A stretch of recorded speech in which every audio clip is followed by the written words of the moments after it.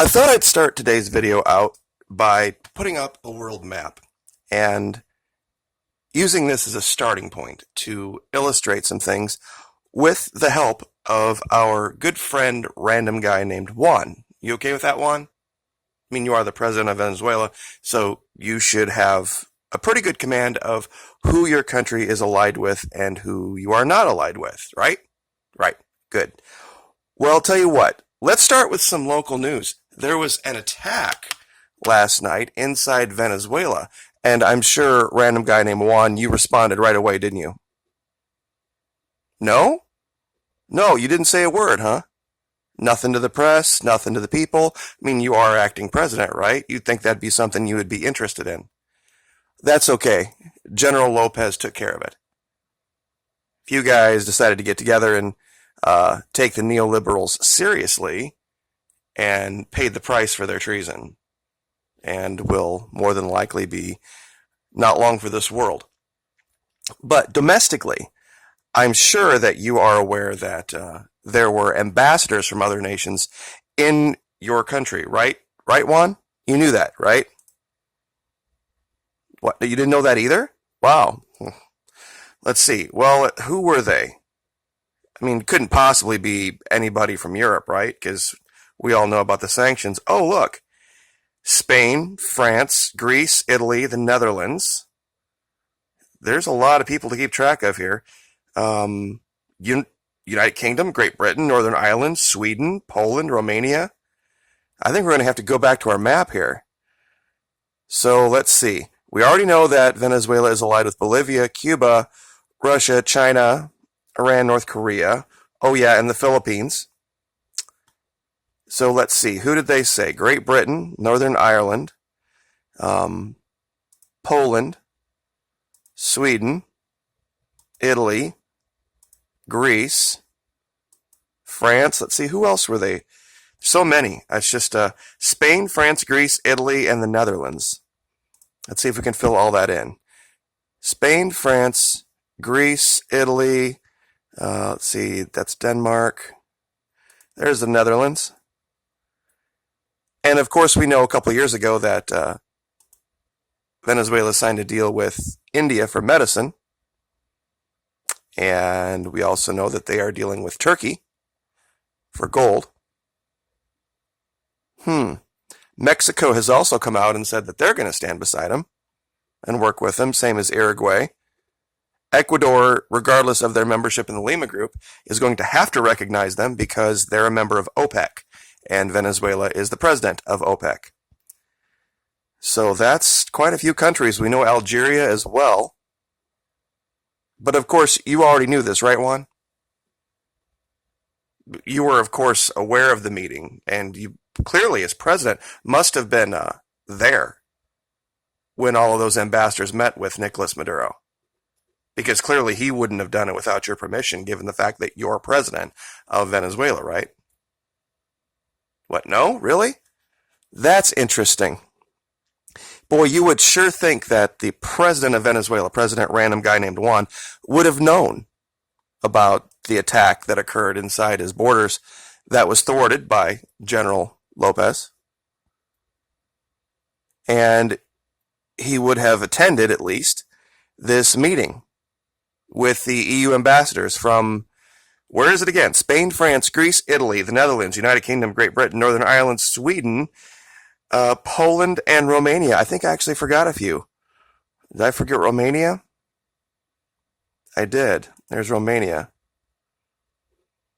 So yeah, so these are all the countries now in the world that are formally recognizing Nicolas Maduro as the president of Venezuela.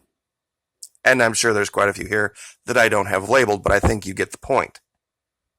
That the U.S. just deciding they're going to recognize random guy named Juan doesn't really mean anything other than in our media. Now, people have asked, why have there been such problems in the oil industry? Why has their production cratered? Well, it's simple. When a piece of machinery breaks down on a rig, and you can only get that piece of machinery fixed through 2 or 3 or 4 different brokers, or the parts only available from 2 or 3 or 4 different places. And those places are prohibited by the U.S. from doing business with you, because if they do, they'll be sanctioned. The rig just stays broken down. It's just that simple. That's what sanctions do. Oil output didn't go down until after the sanctions. It was coming down as a result of slowing economic activity in the world. But it wasn't dropping as the result of evil, terrible, horrible socialism or corruption or anything else like that prior to the imposition of the executive order in 2015. Lest anybody think I'm picking on just Trump. I'm not. This started a long time ago. This is way above his head and was way above the head of the last president. Much more powerful forces at work here. The point is just the current administration is just continuing this ridiculous notion of Venezuela falling apart all on its own, all of its own accord, which is entirely ridiculous. All of these people here have called for a coup. All of these people here have encouraged traitorous, treasonous activity on behalf of a country that used to be our ally. I hope they're proud. I don't know how they look at themselves in the mirror, but it's, I suppose after a certain amount of time, you just get numb to it. Right, Juan? I mean, this must be something that, as the president of Venezuela, you should be concerned about. And I do have a question now that you're president of Venezuela. Why are there still sanctions? Since the U.S. clearly recognizes you as president, Nicolas Maduro is not president, why are there still sanctions on Venezuela? Why hasn't the illegal Obama executive order from 2015 been lifted now that you are recognized as the president of Venezuela? Why hasn't that happened? That was, a week ago?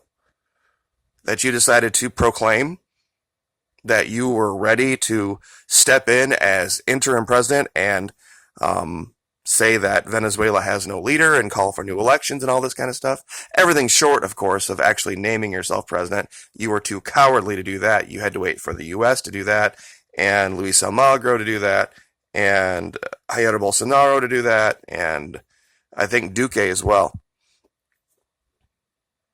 So do you have any answers? Random guy named Juan, about your country and what the path is forward? Given that if everything we're being told from the mainstream media is true, the sanctions shouldn't matter. You should just be able to flip the neoliberal switch and say we're no longer magically socialist. We are now pro-U.S., globalist, free market economy, and the sanctions will have none effect, and all of a sudden your economy will magically recover, and everything will be wonderful again. And there'll be food on the shelves, everybody will be wealthy, and you'll be able to waggle your hypocritical little finger at everyone. Say, see, this is how it works. Is that your plan? I mean, that should be your plan based on everything you've said so far. If you would just simply get rid of the dictator, like you said, he's gone, you're president. I don't know what all of these people were thinking, all these ambassadors from the European Union, from almost every corner of Europe, a good chunk of this hemisphere, most of, if not all of, OPEC. You see where it just doesn't make sense anymore? I had mentioned that on the 11th, everything was going to change. Everything has. We have half the world that recognizes one leader of the president of OPEC, and the rest of the world recognizes another random guy named Juan. And that does change everything. And with everything getting ramped up over in the Middle East, far worse than what it was, this is going to tick out of control real quick. And if you really want to have a good laugh, read Jair Bolsonaro's new plan for gun ownership, still no concealed carry. You may not carry a weapon in public, period. That's his idea of guns for the people. And you still have to submit a ton of paperwork to have them in your home. And all it does is up the quantity of guns that you can have from, I think, 3 to 4. But of course, nobody's going to look into the details of that. So, but we'll leave it there. Thank you very much, random guy named Juan, for participating today. You gave us a lot to think about. And going forward, I'm sure we will have you back so that you can comment more on the future of Venezuela. Thank you so much. Like, share, subscribe.